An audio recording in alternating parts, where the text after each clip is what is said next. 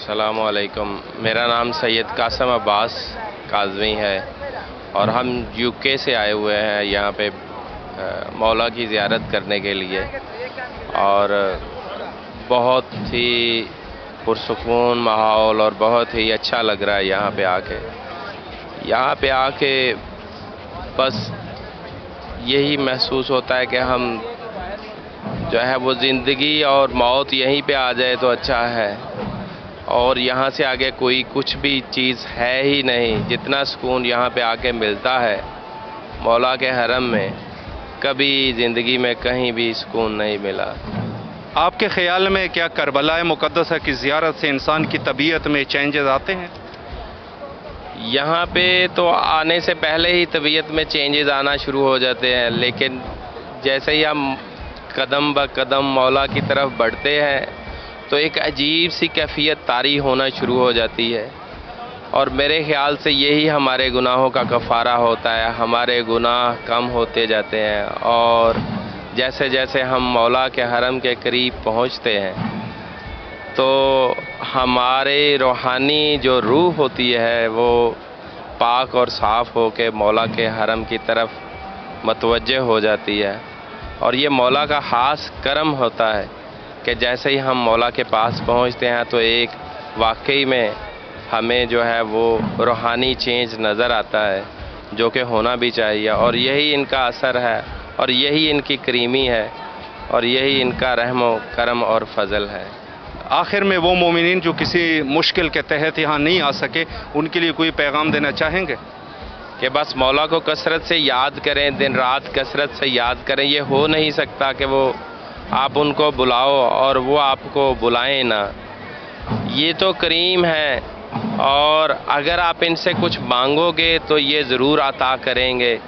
اپنے لیے نہیں، صرف فقط اس نیت سے آؤ کہ مولا کے کاش اگر ہم کربلا کے میدان میں آپ کے ساتھ اس ٹائم پہ تو نہیں تھے، لیکن اگر عہد کرو گے کہ ہم زیارت اس نیت سے کرنے جا رہے ہیں کہ 10 محرم میں ہم بھی آپ کے لشکر کے ساتھ ہوں گے مولا، ہم آپ کی طرف سے آپ کے لشکر میں شامل ہونے کے لیے آئے ہیں مولا، تو ہو نہیں سکتا کہ مولا آپ کو زیارت کے لیے نہ بلائیں۔ یہ کریم، بس یہی کچھ میرا پیغام ہے کہ اگر آپ واقعی میں زیارت کرنا چاہتے ہو، کوئی مشکل آپ کو پیش ہے تو اس نیت سے آؤ، 10 محرم کے دن کی نیت کر کے آؤ کہ مولا ہم اس وقت تو نہیں تھے، لیکن آج کے دن ہم شامل حال ہو کے آپ کو بتانا چاہتے ہیں کہ ہم آج بھی آپ کے ساتھ ہیں۔ تو یہ مقدس ہستیاں کسی کو خالی نہیں موڑتی، یہ ضرور اپنے در پہ بلائیں گے، اور میری بھی دعا ہے، یہ میں حرم کے پاس کھڑے ہو کے، ٹلہ زینبیہ کے پاس کھڑے ہو کے تمام مومنین اور مومنات کے لیے یہ دعا کر رہا ہوں کہ مولا آپ کی دلی جائز حاجات پوریاں کرے، اور جن جن مشکلات کا سامنا ہے آپ کی دور کرے مولا پنجتن پاک کے صدقے، آپ کو زیارت نصیب ہو کربلا معلیٰ کی۔ مولا آپ کو سلامت رکھے انشاءاللہ۔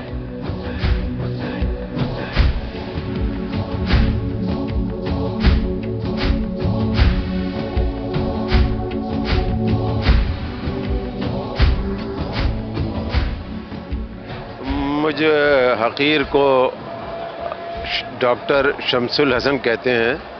میری جو تربیت ہوئی ہے وہ فیض آباد میں ہوئی ہے، اور میرے علماء کے گھرانے سے میرا تعلق رہا ہے، ظفر الملت، اور اس کے علاوہ ہم لوگ جو انگریزی تعلیم اور دینی تعلیم دونوں سے اٹیچ وابستہ رہے۔ ہمارے والد بزرگوار پروفیسر بدر الحسن صاحب، انہوں نے ایک کتاب لکھی ہے فیضان ابو طالب، وہ بڑی تحقیقی کتاب ہے۔ جناب ابو طالب کے بارے میں ہندوستان اور پاکستان کے لوگ، اردو کے جو دنیا والے تھے، یا یہ کہ ممبروں سے جو ہے وہ جناب ابو طالب کے بارے میں بہت کم پڑھا جاتا تھا، لیکن جب سے وہ کتاب جو ہے شائع ہوئی، اور پاکستان نے بھی اس کتاب کو شائع کیا ہے، فیضان ابو طالب پروفیسر بدر الحسن عابدی، میں انہی کا بیٹا ہوں۔ وہ بنارس ہندو یونیورسٹی میں پروفیسر ہے، میں دہلی یونیورسٹی میں نے پی ایچ ڈی کی ہے، اور اس کے بعد مختلف اداروں سے میں نے پڑھایا بھی ہے، اور میرا دوردرشن ہے، آل انڈیا ریڈیو سے نیوز پڑھتا رہا میں، پریس انفارمیشن بیورو سے جو گورنمنٹ میڈیا ہے، اور گورنمنٹ میڈیا میں خاص طور سے جو پریزیڈنٹ اور پرائم منسٹر کی جو اسپیچز آتی رہتی ہیں انگریزی میں، اس کا ترجمہ اردو میں کرنے کی ذمہ داری میری ہے، اور میں اب میرے 10-20 سال سے میں کرتا چلا آ رہا ہوں. تو یہ مجھے خوش نصیبی میری کہیے جو بھی ہے. بہرحال یہ کہ پورے ہندوستان میں اردو دنیا میں جو ہے میں پہچانا جاتا ہوں، صحافت میں بھی رہا ہوں، اور پاکستان کی صحافت جو ہے اس سے بھی واقف ہوں. اور اگر آپ کچھ پوچھنا چاہتے ہیں تو میری شاعری کے طور پہ بھی میں ایک شاعر بھی حیثیت رکھتا ہوں، عزادار ہوں، ماتمدار ہوں، نوحے کہتا ہوں. کوئی شعر ابھی آپ کے ذہن مبارک میں ہے امام حسین علیہ السلام کے متعلق؟ میں آپ کو بتاتا ہوں. میر تقی میر نے کہا تھا جس کو کہ زیر شمشیر ستم میر تڑپنا کیسا، سر بھی تسلیم محبت میں اٹھایا نہ گیا.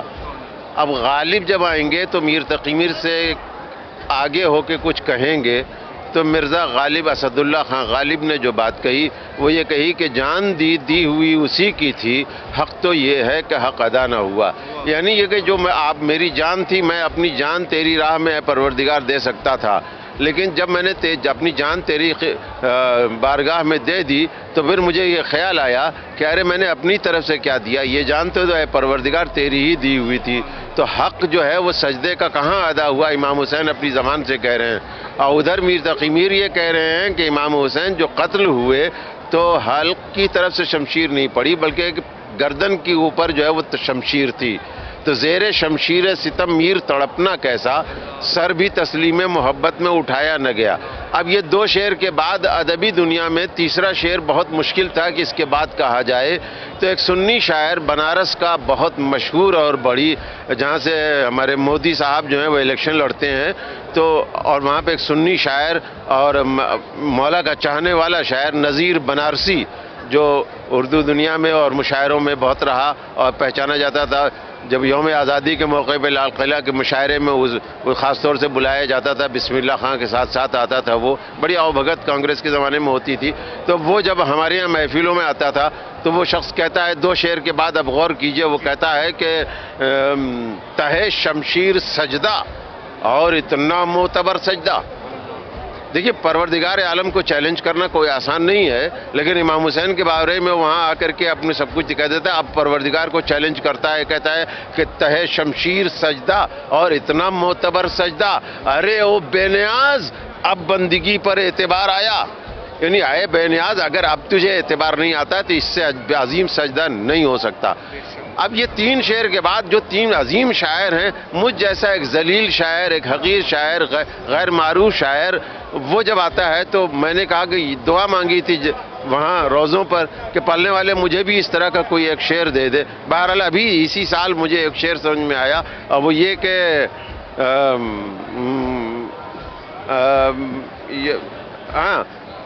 سجدہ تمام ہونا ہے. دیکھیے تین شعر کے بعد چوتھا شعر کہنا بہت مشکل ہے، لیکن یہ کہ ادب میں ایک اضافہ ہے کہ سجدہ تمام ہونا ہے گردن کی خیر ہو. سجدہ تمام ہونا ہے گردن کی خیر ہو، معبود دیکھ محو عبادت حسین ہے. اگر گردن جدا ہو گئی جسم سے تو پروردگار تیرا سجدہ نہ تمام رہے گا، سجدہ نہیں ہو سکتا. لہذا جب تک کہ سجدہ تمام نہ ہو جائے گردن جو ہے جسم سے الگ نہیں ہونا چاہیے. یہ ہے چیلنج خدا کو کرنا کہ اب تیرے ہاتھ میں ہے، بندے کے ہاتھ میں نہیں ہے. جو کچھ کرے مرضی تیری، میں تو ایک غلام ہوں. اسی بدولت اسی شعر کے سہارے اس روزے تک پہنچا ہوں آج. میں یہاں پر قبلہ ایک سوال آپ سے یہ کرنا چاہوں گا کہ یہاں کی آزاداری اور ہندوستان کی آزاداری کیا سمجھتے ہیں اور کیا توضیح دینا چاہیں گے؟ دیکھیے ہندوستان جو ہے وہ بہرحال پاکستان کی آزاداری سے بہت زیادہ متاثر رہا ہے اور رہے گا. کچھ شہر ایسے ہیں، کلکتہ جیسے ہے وہ زیادہ متاثر ہے. بامبے چونکہ وہ کلوز اپ تھا، جہاں نہ جانا تھا، وہ متاثر رہا. لکھنؤ کی آزاداری جو تھی وہ بھی وہاں پر شیعوں کا ایک ازدحام ہے. دہلی میں آزاداری نہیں ہوتی تھی سن 80 سے لے کر کے اور سن 90 تک اور 91 تک سناٹا رہتا تھا. لیکن آج بحمداللہ پتہ نہیں کیا पूरी जो है चहलुम और आशूर और उसके बाद भी 2 महीना 8 दिन इतनी आज़ादारी होती है, इतनी अच्छी आज़ादारी होती है कि मैं उसके बारे में सोच नहीं सकता था। अब रही बात जो करबला में आ रहे हैं, तो यहाँ की आज़ादारी मुख्तलिफ है। पाकिस्तान की आज़ादारी जो है बेस करती है मातम पे, चाहे वो जंजीर का हो, चाहे क़मा का मातम हो, चाहे नहो खानी का हो। और उसके बाद जो है वो ज़ाकिरी से ये जो है वो एक इजाफा करती है आज़ादारी को, लेकिन आज़ादारी नाम है मातमदारी का। आज़ादारी है अंजुमन को जो है मातम जो करती हैं, अंजुमनें ले जा करके जगह जगह पर मातम करती हैं, जंजीर का मातम करती हैं, सड़कों पर रहती हैं, ताज़िया उठाती हैं, भारी भारी अलम उठाती हैं। और वो एक आज़ादारी है जो मुझे जो है वो यहाँ नहीं मिल रही है, जिसका मैं जो है बहरहाल मैं शिकवा तो नहीं कर सकता, इसलिए कि बारगाह में उनकी खड़ा हूँ, उससे बढ़ के कौन है। लेकिन वो जो गिरिया है, वो जो स्पिरिट है रोने का, एक जुमला कह दीजिए, जनाब सकीना का नाम ले लीजिए, लोग सर पीटने लगते थे, जनाब ज़ैनब का नाम लीजिए, सर पीटने लगते थे। लेकिन मुझे एक जुमला याद आता है बिस्मिल्लाह खां का, कि जब बिस्मिल्लाह खां जो है वो हमारे यहाँ बनारस में बहुत रोते थे, उनके सामने जनाब ज़ैनब का नाम नहीं लिया जा सकता था, कोई कसीदे में पढ़ता था तो वो रोते थे, और ऐसे 2-4 लोग और लोग भी थे। लेकिन वो जब मैंने पूछा तो कहने, मैं जब पहली मरतबा करबला गया तो मैं चाहता था रोना था, लेकिन ज़री के पास जाके मेरे आंसू रुक गए, मैं नहीं रोया।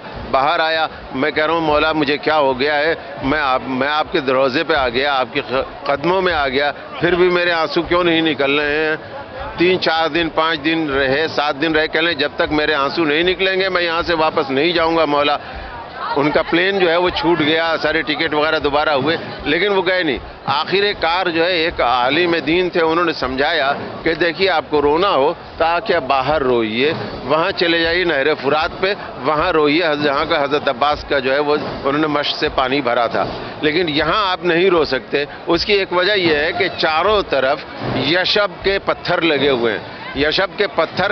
यशब के जो पत्थरों का काम है वो ये कि दिल को थामना है। अगर जो है वो यशब के पत्थर न हो तो ना जाने कितने जनाजे यहाँ से सुबह से लेकर शाम तक निकले। इसलिए इमाम हुसैन चाहते नहीं है कि यहाँ पर कोई गिरिया करे और यहाँ पे अमन अमान में रहे, और यहाँ से जाए जितना जी चाहे गिरिया करे, वहाँ पर गिरिया करे जहाँ पे हज़रत अब्बास के बाजू कलम हुए थे, वहाँ पे गिरिया करें जहाँ पे हज़रत अब्बास घोड़े से ज़मीन पर तशरीफ़ लाए थे, और या वहाँ पे पानी भरें कि जहाँ पर उन्होंने मश्क भरी थी, वहीं आंसू निकल सकते हैं। इसके अलावा अगर तुम चाहोगे कि हज़रत अब्बास के रोज़े में रोना तो वहाँ तुम्हारे आंसू नहीं निकले, और अगर तुम्हारे आंसू निकले तो समझ लो इससे बड़ी मकबूल ज़ियारत कोई और हो नहीं सकती।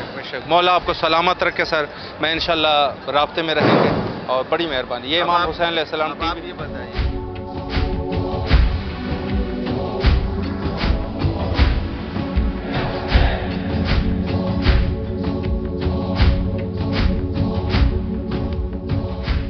औज़ुबिल्लाहि मिनश्शैतानिर्रजीम, बिस्मिल्लाहिर्रहमानिर्रहीम। लब्बैक या हुसैन। मेरा ताल्लुक़ हैदराबाद दक्कन से है और मेरा नाम मीर अली यावर जाफरी है।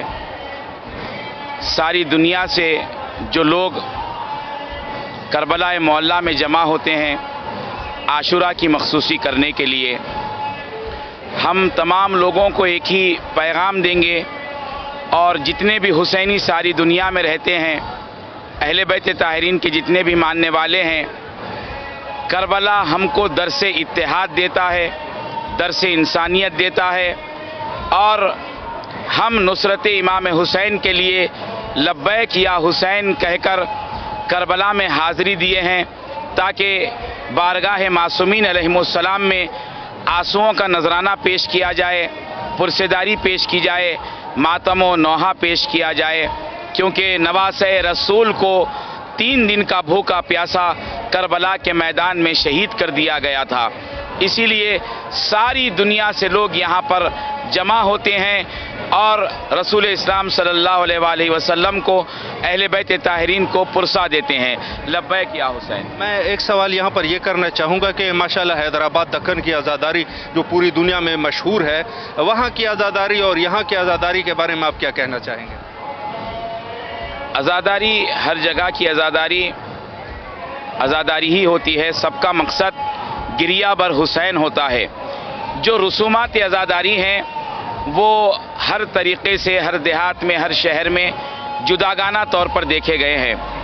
تو ہمارے حیدرآباد کی ایک جداگانہ تاریخ ہے، وہاں کی عزاداری کی ایک تاریخ ہے، جو کہ وہاں کی مرثیہ خوانی ہے۔ مرزا دبیر علیہ الرحمہ اور میر انیس علیہ الرحمہ کے جو مرثیے ہیں، عزاداری کا آغاز ہم لوگ مرثیہ خوانی سے کرتے ہیں۔ تو اس طریقے سے ہر عزادار کی نیت یہ ہوتی ہے کہ وہ آنسوؤں کا نذرانہ مولا کی بارگاہ میں پیش کرے۔ اب زبانیں الگ ہیں اور طریقہ عزاداری الگ ہے، لیکن مقصد سب کا ایک ہی ہے۔ آخر میں کوئی پیغام دینا چاہیں گے ان مومنین کے لیے جو کسی مشکلات کے تحت یہاں موجود نہیں ہیں؟ ان مومنین کے لیے میں بارگاہ مولا حسین میں یہی دعا کروں گا کہ پروردگار بحق شہدائے کربلا، بحق اسیران کربلا، بحق روز عاشورہ، جو مومنین اپنے حالات کی وجہ سے یہاں پر نہیں آ سکے ہیں، پروردگار ان کے حالات ایسے مرفع الحال کر دے کہ وہ جلد سے جلد کربلا مولا کی زیارت کے لیے آئیں، ورنہ ہر مومن جو زیارت کے لیے آ رہا ہے، وہ جو یہاں پر حاضر ہیں وہ غائبین مومنین کے لیے نائب الزیارہ ہیں، وہ ان کی نیابت میں زیارت کر رہے ہیں۔ جو نہیں آ سکے، ہمارا فرض ہے کہ ہم امام حسین کی بارگاہ میں ان کی طرف سے بھی زیارت کریں اور یہاں پر آنے کے لیے ان کے لیے دعا کریں۔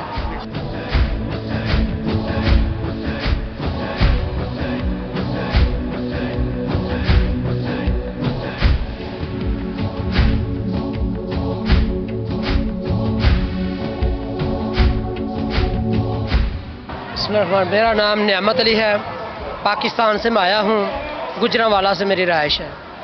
تو میں امام علی مقام کی منت منی ہوئی تھی، جو الحمدللہ اللہ تعالیٰ کے فضل و کرم سے وہ منت میری پوری ہوئی ہے، اور جس کی وجہ سے میں آج امام علی مقام کے در پہ کھڑا ہوں، اور میں انشاءاللہ ان کا امتی اور ان کا مانگنے والا ہوں، اور دل و جان سے ان سے محبت کرتا ہوں، اور میں پاکستان والوں کو اور ساری دنیا کو یہ سبق دینا چاہتا ہوں کہ امام علی مقام وہ ہستی ہے جو حضور نبی کریم غفور رحیم نے خود کہا تھا کہ میں حسین سے ہوں اور حسین مجھ سے ہے۔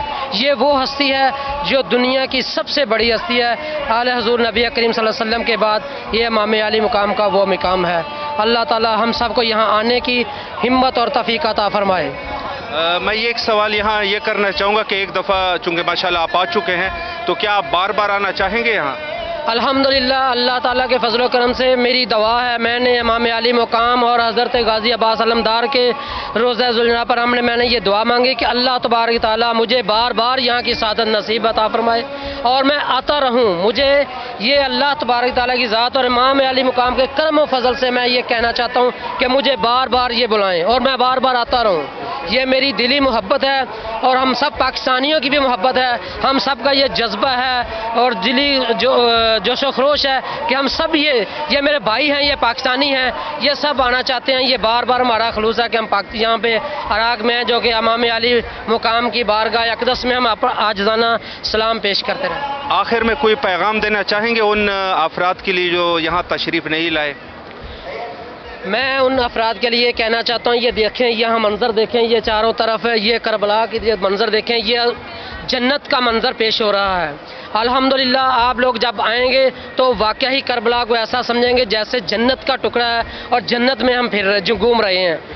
اور جو ہم اہل سنت و جماعت سے تعلق رکھتے ہیں، یہ نہیں ہے کہ ہم اہل تشیع ہیں، وہابی ہیں، لیکن یہاں یہ نہیں ہے کہ اہل تشیع ہونا چاہیے، یہ اہل حدیث ہونا چاہیے، اہل سنت ہونا چاہیے۔ یہ امام سب کے امام ہیں، چاہے وہ اہل سنت و جماعت ہے، چاہے وہ اہل تشیع ہے، چاہے اہل حدیث ہے۔ میں سبھی فرقوں کو یہ کہتا چاہتا ہوں، یہاں سب ایک ہیں، یہ امام سب کے امام ہیں، اور اللہ تعالیٰ ہمیں ان کی بار بار زیارت نصیب کرے اور آخرت میں یہ ہمیں اس میں یہ ہماری گواہی دیں کہ یہ بندہ نے چیز ہمارے در پر حاضری دی ہے اور اسی حاضری کے بڑے ہماری آخرت بھی وہ سمر جائے۔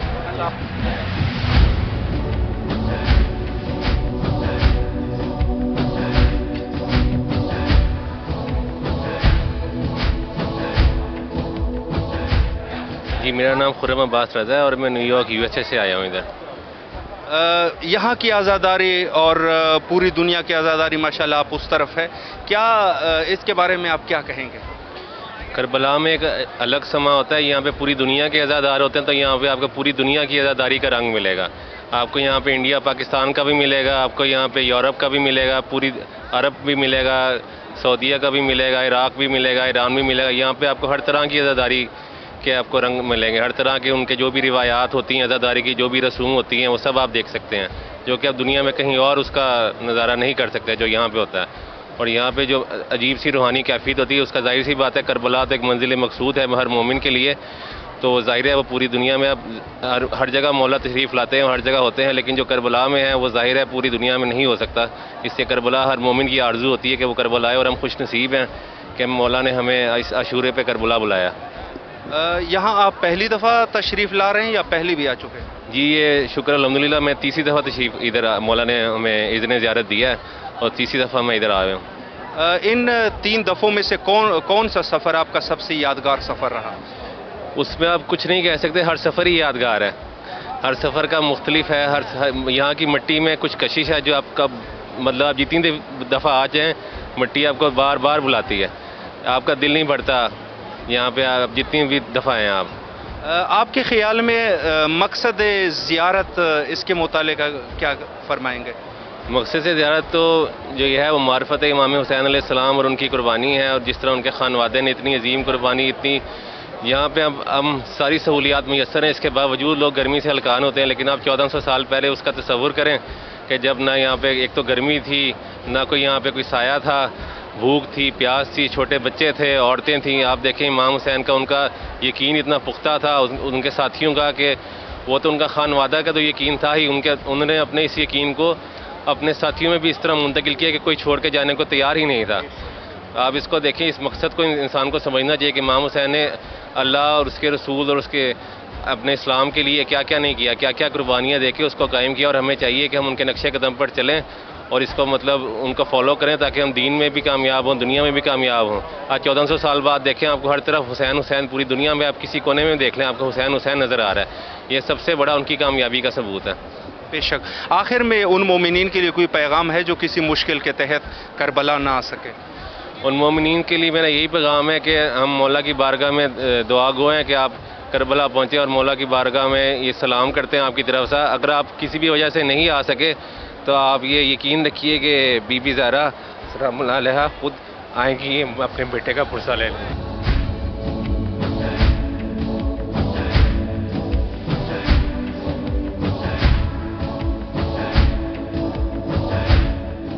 میرا نام احمد علی ہے اور میں پاکستان سے آیا ہوں، کربلا محلہ۔ رہتا میں کراچی میں ہوں لیکن میرا تعلق گلگت بلتستان سے ہے۔ ماشاءاللہ۔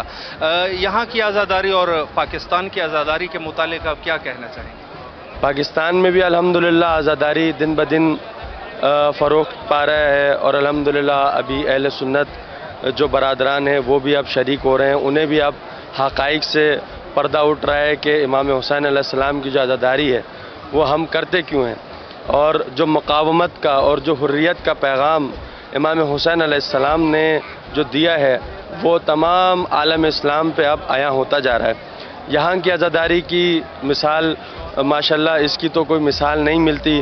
خود امام مظلوم جو یہاں پر شہید ہوئے ان کی جو قربانی ہے، یہاں کا رنگ الگ ہے، وہاں کا رنگ الگ ہے، لیکن الحمدللہ پیغام وہی عزاداری ہے جو امام حسین علیہ السلام نے جو مقصد بیان کیا، جو حریت کا پیغام دیا، اور جو فلسفہ عزاداری ہے وہ الحمدللہ پوری دنیا میں اب پھیلتا ہی جا رہا ہے۔ یہاں کے آپ ماشاءاللہ کربلا کو دیکھ چکے ہیں، یہاں پر موکب میں بھی جا چکے ہیں، یہاں کے لوگوں کے اخلاق کے متعلق کیا کہیں گے؟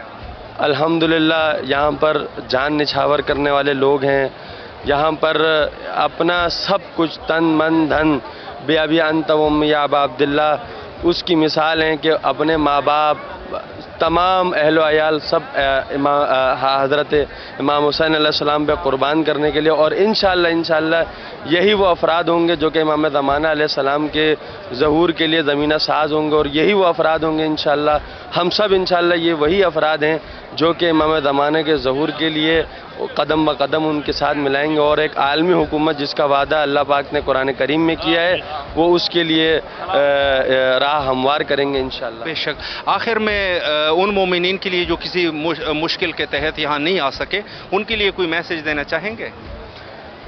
دیکھیں مشکلات ہیں، مشکلات پہلے بھی تھیں پہلے مشکلات یہ تھی کہ لوگ آتے تھے یہاں پر، ان کو اپنا جان قربان کرنا پڑتا تھا، ان کو بہت پریشانیاں تھی، ہاتھ کٹوا دیتے تھے۔